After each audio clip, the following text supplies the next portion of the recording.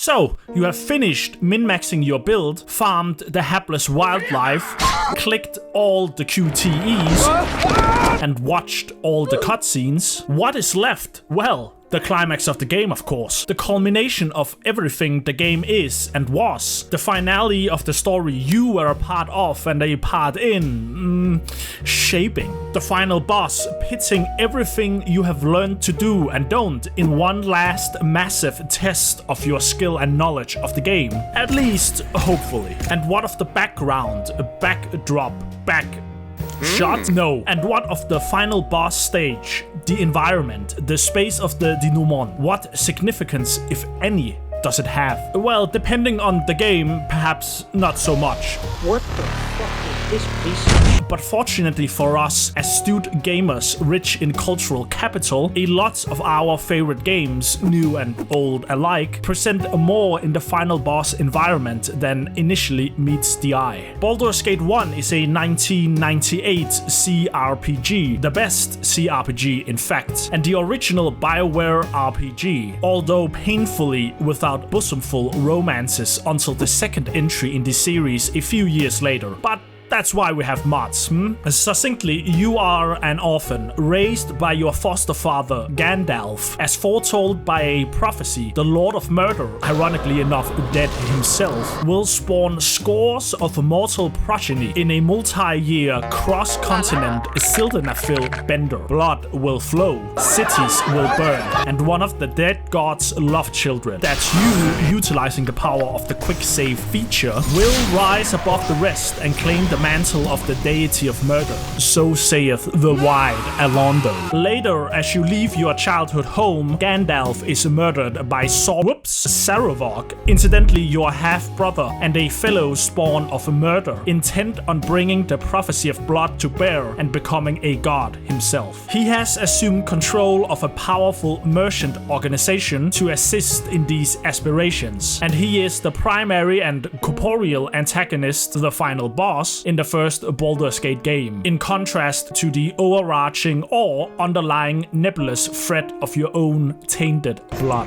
Now, this isn't a commentary channel waffling on and padding the runtime. A delicious Rice Krispie treat. Now I'm gonna say the N-word. How is this relevant to final boss environments? The significance here is the double-faced nature of Saravog, illustrated by the two-part confrontation in the final act of the game. From the very highest peak of the political elite to the darkest and dankest depths of the capital, the environment symbolizes the nature of Saravog himself. Saravog demonstrates very early in the game, and in fact even earlier if you watch the prehistoric intro movie, that he is willing to get his hands dirty himself. He personally spills blood, gleefully even, but he is a dual threat, skillfully orchestrating a resource crisis to become the Archduke. The evidence we have about Entar's murder does resemble the work of the Shadow Thieves, but... Resembles? That's ridiculous! The signature left behind on the body was the mark of the Shadow Thieves! Are you blind and stupid, woman? Before finally being stopped by you. This is why Baldur's Gate 1 features a genius final boss environment. The first confrontation with Saravog features the persona, the politician who promises to fix the very crises he himself staged. The backdrop is colorful, it's dignified, it's regal, much like the perception of Saravog by the masses. Stripped of this, his true nature is revealed as a base killer.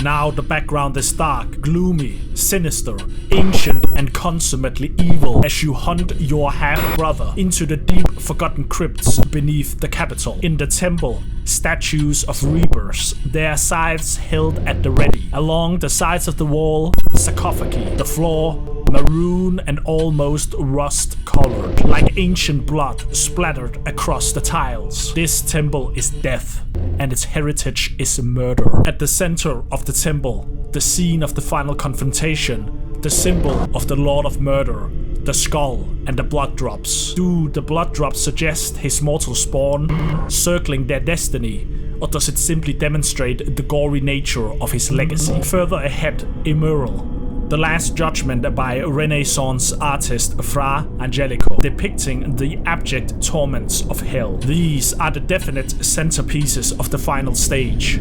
Sarevok intends on claiming the throne of murder, and hell and torment will be his legacy, much as it was your shared father's. The true nature of Sarevok is represented here, not in the halls of politicians and noblemen, but in the forgotten ruins of murder. The final boss environment of Baldur's Gate is so important because it connects us to universal archetypes, with the crypts symbolizing death in contrast with the ducal palace. The confrontation is both a literal confrontation with Sarevok, but also with your own dark heritage.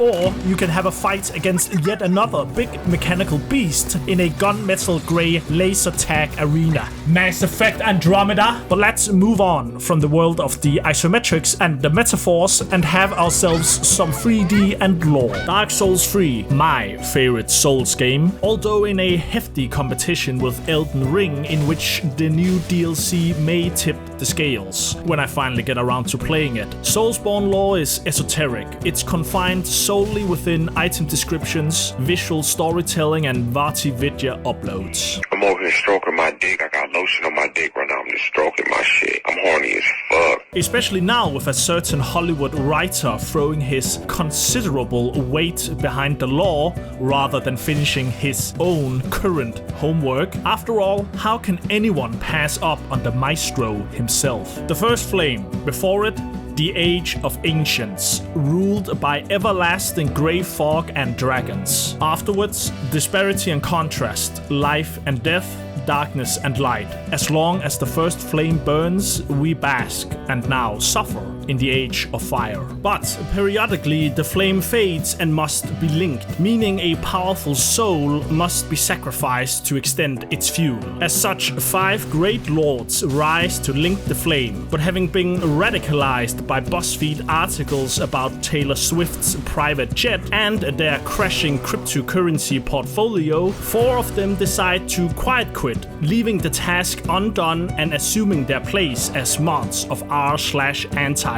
You are unkindled ash, risen by the first flame to collect every Lord of Cinders, form 1099, and bring fiscal justice to Lothric before this metaphor gets away from me. Your beginnings are humble and dodge full. Multiple tests of your worthiness to link the first flame await you in the lands of Lothric, not least of all the 5 Lords of Cinder. Well, 4, since Ludleth of Corlan realizes the value of labor, lead generation, and networking. As you travel throughout Lothric, slaying bosses of every make and model, you will periodically face off against the 4 Lords of Cinder. Slay enough of them, and the sky will take on a very concerning appearance. Why exactly this happens is unclear. Does the eclipse represent the fading first flame, and therefore fading Age of Fire? Is the resemblance to the dark sign an item signifying the accursed undead and their destiny to lose their mind and become hollow, a nod to the world itself tearing apart, going mad and becoming hollow as the Age of Fire is continuously and unnaturally extended far beyond its original life? Or has Hidetaka Miyazaki been reading a few too many manga? We may never know. Your task has been made abundantly clear to you from the very beginning by the Firekeeper, serving her Ashen One. Though the interpretation of the events surrounding this are up for debate. The fiery eclipse in any case signifies the nearing of our climax. You, Ashen One, moving metaphorically closer to the end and literally moving closer to the final boss. You arrive in the Flameless Shrine, a dark facsimile of a place both familiar and once warm and welcoming to you. Exiting the doorway, you see the eclipse again, perfectly framed as the final arena is revealed to you. To your left, Lothric seems to be cascading into the abyss, both the game and the entire world at its end stage. Finally, at the threshold of the arena, you have never been closer to the eclipse, its visage ominously hanging above the final boss arena. The Lords of Cinder are in fact not the final bosses. After collecting their cinder, you, Ashen 1 must travel to the kiln of the first flame. The kiln seems to be a massive tree stump shaped as a kiln, burned by the fires of Gwyn, a primordial human who was the first to sacrifice himself to rekindle the first flame and the final boss of Dark Souls 1, reanimated as the Lord of Cinder. He returns, in a manner of speaking, as a part of the Soul of Cinder boss fight. The Soul of Cinder, the final big bad of Dark Souls 3, is an amalgamation of all previous Lords of Cinder, and the second phase utilizes Gwyn's moveset from Dark Souls 1.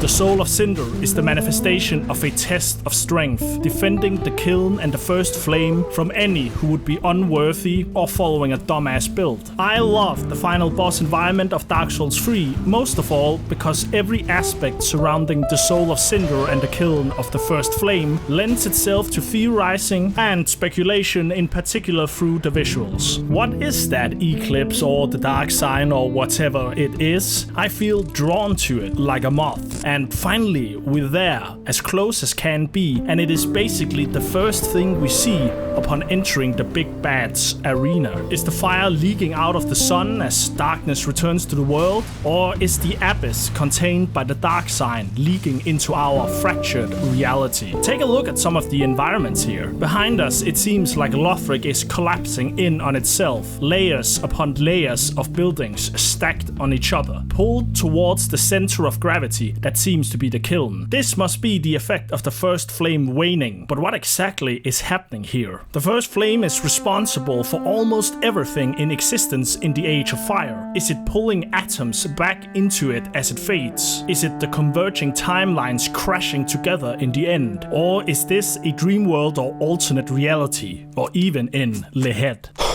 The stone columns are melted away from the core of the kiln, as if a massive heat explosion emanated from the center of the arena. Do you know how hot the heat has to be to melt these stone beams? Pretty hot, man. This has to be where Gwyn sacrificed himself and unnaturally extended the Age of Fire. Let's take a look around. Are these the weapons of his loyal retinue that sacrificed themselves with him? Or are they the remains of unkindled, burnt to ash as they failed against the Soul of Cinder? What about these flowers? New life growing from the tree stump that is the kiln? I know, seems a little contrived to be talking about even the random flora now, but as somewhat of a father of plants myself, I couldn't help but have my eyes drawn here. Strange for a game where the primary themes seem to be about endings and desperation, to have flowers, a symbol of life and growth, in the final arena. Or perhaps as a symbol of crunching and the developers reusing an arena from Bloodborne. Thank you, FromSoft. In reality, I prefer to leave the theories of laziness and reused assets out of the discussion, unless of course I am trying to discredit something I dislike, since the fun in theory videos and forums quickly become too boring and too grounded in budgetary reality. Twice is the Eclipse dark sign framed in such a way that you cannot miss it. The collapsing reality of the familiar in the untended graves, Flameless Shrine and Lothric's architecture are inescapable, and the kiln of the first flame, as well as Gwyn to some degree, being both the final arena and final boss in Dark Souls 1 and 3, immediately ties the first game together with the last. Another link is from the Dark Souls 1 intro cinematic, where we see that the first flame was found inside an arc tree. The kiln is clearly a tree stump in Dark Souls 3 and a very obvious visual nod to this. Fitting that the very last place we ever see in the Dark Souls series is intrinsically tied to the very first thing we see in the series. Baldur's Gate 1 certainly has lore, but most everything will be explicitly presented and explained throughout the series, whereas in the Soulsborne games the interpretation of the masterful visuals can be discussed vigorously from gamer to gamer. The final boss arena in Dark Souls 3 is my favorite backdrop in the game, if not the the entire series. The stark contrast of the fiery abyssal eclipse with the familiar infrastructure from throughout the game now cascading in an unreal manner on the canvas of the serene, endless mountainous ranges creates an environment that I simply must know more about. Anecdotal, I know, but Dark Souls 3 was truly the Souls game that had me digging into the lore, watching Sully the Witch videos about various creatures and locations, trying to discern the meaning of the visuals. The final boss environment has stuck in my head, and I attribute that to the visual appeal's success in conveying the depth of the lore. Despite the lack of cutscenes, branching dialogue trees, and non-foreboding laughter, gives me conniptions. There is a wealth of visual storytelling available for anyone who cares to dig a little deeper. And for those who don't, you will still enjoy interesting arenas, gameplay, and characters. Now, I do believe we have been traversing the grey world of lore analysis and interpretation quite enough for now. Although it is a worthy endeavor, especially for those of us with no other marketable skills except for our mouths. Diablo II, released in the year of the Lord 2000, just as the world ended from the Y2K bug, may not be the first hack and slash game, but you can be certain that any modern hack and slashers have taken a substantial bite from Diablo's formula. You hack and you slash your way through 4 acts, 5 with the excellent Lord of Destruction expansion, with each act having their own act boss, demonic entities causing havoc in the world.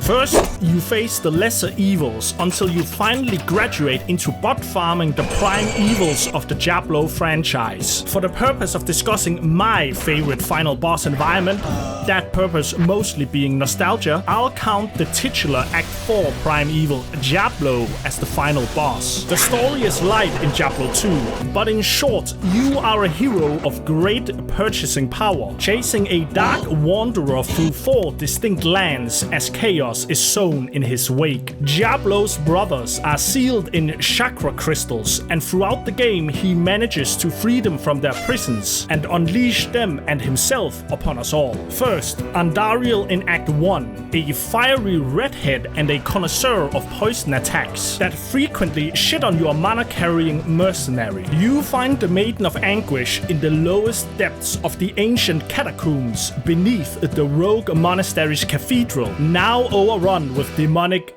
hedgehogs and bodybuilders on excessive amounts of anavar. You fight Andariel in her makeshift throne room, an elongated and quite cramped space that makes her poisonous flatulence particularly a bother. The scenery? A lovely runner rock and upcycled classical architectural decor, where gore is heavily displayed alongside a spa that will put even Elizabeth Bathory to shame. Dispatch her using a healthy amount of antidotes, and the way is now open to the east. However, the dreams return, but these were clearly not my own.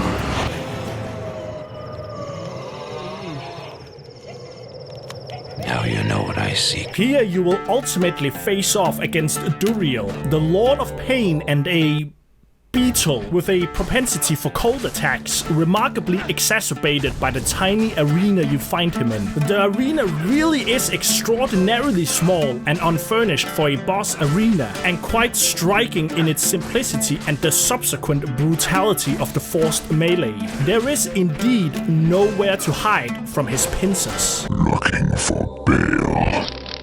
Exterminate him with Town Portal Cheese, and the way is now clear for you to sail to Kurast, where you will face your first prime evil, Mephisto, a wimp with a proclivity for sorcery and sewer dwelling, while having infinitely more dangerous underlings than himself. His arena, however, seems larger on approach than previous acts, but you quickly discover most of the terrain to be untraversable, making it once more a small arena that does not, in fact, favor Mephisto's beta tendencies and tactics. With Mephisto easily dispatched multiple times in perpetuity, the doors are open to hell itself. Here you will finally face the Dark Wanderer, now in his true form as Diablo, the guy from the cover of the CD case. We all know what to expect by now. A small arena covered in gore, maybe a couple of goons in the area, our backs to the wall as... Oh, well, that's different. Now, this is why I love the final boss arena for Diablo 2. We have come to expect a certain look and size throughout the last 3 boss arenas. And now we find ourselves in this massive, mostly unadorned arena. And not only that, but where is Diablo? Enter the arena of the previous act bosses, and sure, you might have to open a few doors before you get to slap the loot table out of them. But sure enough, they're there. Before you even get to face Diablo in the Chaos Sanctuary for his potential drop of a Mantled Hilt or Dwarf Star, you must first open 5 seals found in 3 different locations. At every spot, you must face a mini group of enemies led by their own unique boss, who can be quite bothersome for an undergeared player. After finally slaying Diablo's underlings and opening all the seals, the very earth will shake as the arena lights up in anticipation of the final fight of the game. Diablo will make his presence known once the time for fighting is upon you. There are a lot of interesting elements surrounding Diablo's final boss environment, particularly following conventional fairy tale tropes. The rule of 3, ostensibly an ancient writing principle stating that trios are always more memorable, effective, and satisfying for us pattern-seeking mammalians. In Diablo, Act 4 consists of 3 quests. You face 3 unique bosses before Diablo, and inevitably one of 3 different rings will drop instead of a Stone of Jordan. Beyond this, Diablo is also one of 3 brothers and the leader of the 3. You encounter 3 angels in Tyrael, Hadriel, and Iswal, and there are only 3 waypoints in the entire act. Diablo has 3 spikes on each foot, he has 3 fire attacks, and there are 3 unused laugh tracks. There is also the concept of metonymize, an ever-present literary device wherein a word, a concept, or an entity is referred to by a different but related denomination. The expression, the pen is mightier than the sword, uses 2 metonymize, where the pen refers to the written word and the sword refers to warfare. In Diablo 2, Diablo is the Lord of Terror, yes, but he is also referred to as Terror itself. The final quest is called Terror's End rather than Diablo's End, and Hadriel refers to his lair, the final boss environment, as Terror's Lair. We do not know what Diablo looks like unless we look at the CD case, but the use of metonymize shapes the final boss in our head as we stand at the threshold of the final battle and informs us of the dangers ahead. Now, some of you might be thinking that these are examples of synecdoches, the broader concept of terror standing in for the entity Lord of Terror. But if you are thinking this, then you are a pencil-necked nerd. Finally, fairy tales often employ a more black and white view of morality. In Baldur's Gate, you certainly do stop a most sinister plot, but you can, quite frankly, be a vicious monster throughout, employing the assistance of other nefarious, as leader, I plan to make us stinking rich, if not completely insane companions. The trees move. Do you not see it? In Dark Souls 3, the world is grey, grey, and grey. No ending promises a fairy tale ending, and no character you encounter is a paragon of virtue, except this fella.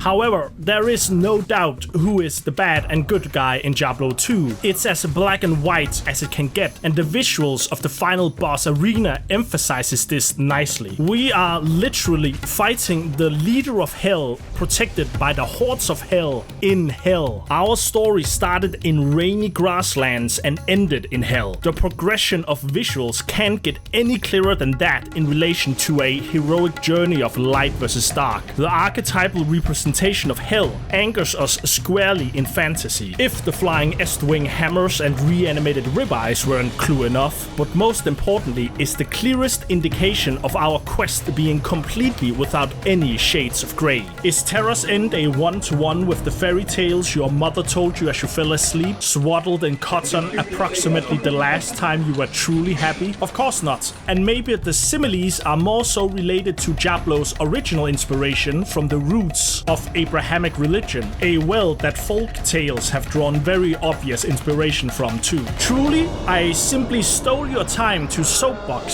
since whenever I start yammering on about the significance of the dark sign, people tend to leave the room, and I am in desperate need of an outlet. But most importantly, despite their obvious visual and narrative differences, these 3 games represent some of my favorite final boss environments. The importance of these arenas do not simply exist in a vacuum. They are excellent because they truly are the visual culmination of everything we've seen and went through in all 3 games. And yes, I know, the narrative of the beginning and middle comes to a conclusion in a final act. What insight? It is not just the conclusion of storylines or character arcs, but a visual crescendo. No location in Baldur's Gate is as tightly packed as the Temple of Baal is. The converging and ending world of Dark Souls 3 is implied throughout the game, but the kiln of the first flame is truly where this becomes apparent. And comparatively, you might find Diablo's end stage boring on approach, but the hero's journey culminating in hell, relative to what we have come to expect from the previous 3 acts, has truly made Act 4 memorable, and not just due to the hundreds of chaos runs I wasted my teens on. No other act has an angelic being issuing warnings before the fight. No other previous act has 3 mandatory boss fights, and no arena is as large and foreboding as the Chaos Sanctuary. My point? I do not know. I lost it somewhere around when I was looking at the local Drangleic flora, but I can say for sure that while windbagging endless amounts of over-analysis might seem trite, I do stand wholeheartedly behind it. I find it fun, and much like a train going from its starting destination to its end station, we all climb aboard the theory and analysis train together and hop off separately, where we deem appropriate. Yeah. Hey, what's up? Heard you were talking about me and my kingdom. Just a little too harsh. You know, this was welded with dragon bone. I don't know if you can tell by looking at that. Dragon bone technique.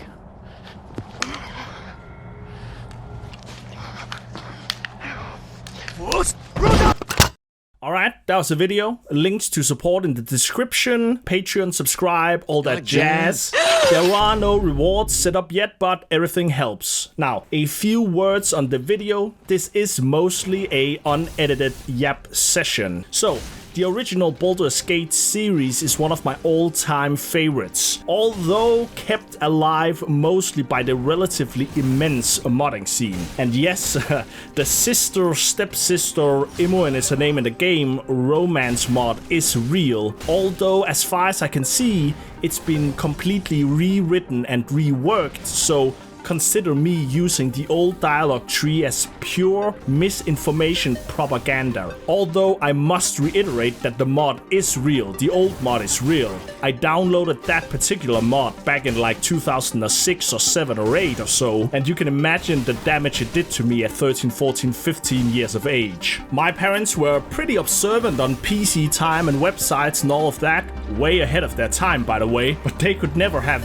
anticipated that my corruption would come from a terribly written incest mod for a 1998 2D game. I mean, I remember that mod even today, so that's a core memory spot forever dedicated. Now, if any Baldur's Gate enjoyers think the game UI looks a little strange, it's because the footage is from a modded version of Baldur's Gate 1, BG122 playthrough, which thankfully still had all my old saves. The mod essentially brings the full Baldur's Gate 1 experience into the Baldur's Gate 2 engine, which is superior and supports widescreen. However, nowadays I would probably just recommend Baldur's Gate 1 Enhanced Edition, which unfortunately I couldn't find any of my saves on. Baldur's Gate Enhanced Edition is definitely not perfect. Basically all the new stuff Beamdog added feels pretty out of place, and the added companions are by and large fairly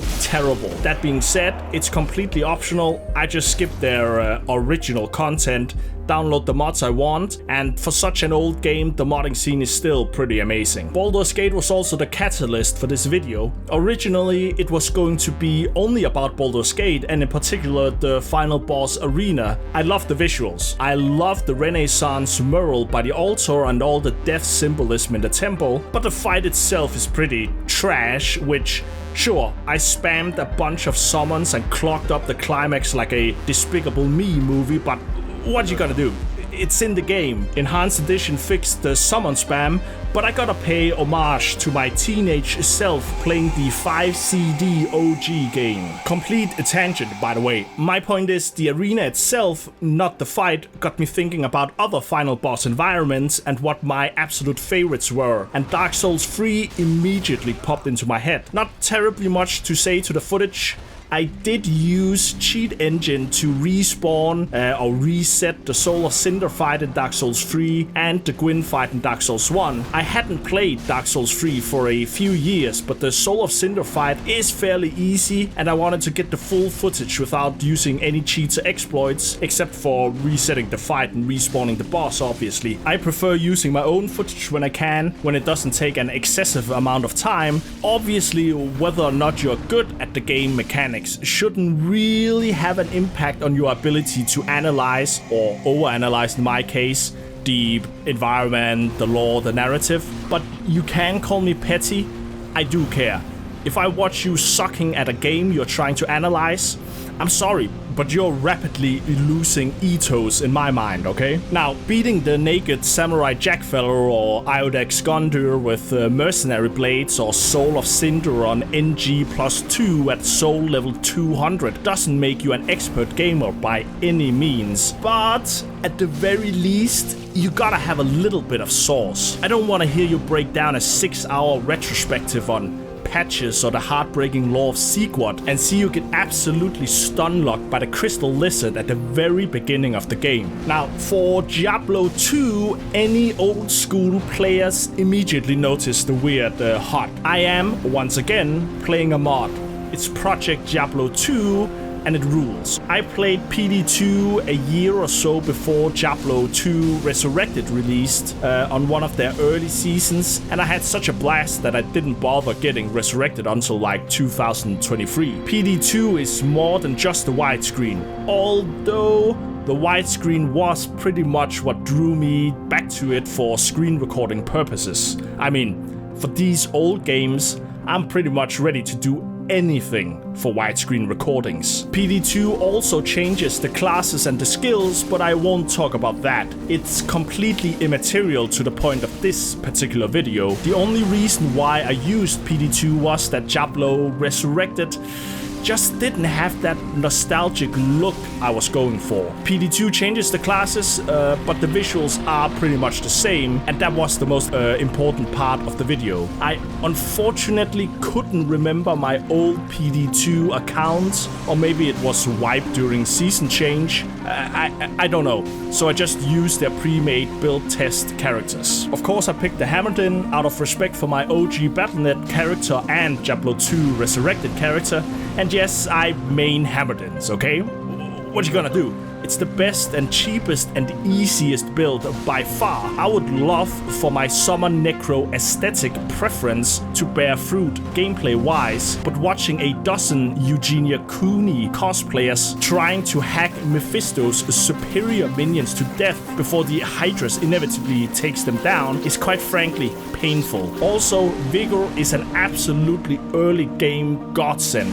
if you don't twink your characters, so there's that too. Lastly, this was a fun video to make. I love exploring video game environments in general. Big recommendation for the Librarian, the Goat, Pretzel, and Annie Austin, who scratched that particular itch 100 times better than I could ever hope to. But final boss arenas, they need to be something special, and these three are absolute classics. The original Mass Effect boss fight against Saren is as well. I had a fourth Mass Effect 1 segment planned out and even considered a fifth Mirage 1, but as I pointed out earlier, 3 is just too good a number not to stop at. So the Citadel pre and post Saren has to remain unexplored for now. If you made it this far in the video, my condolences.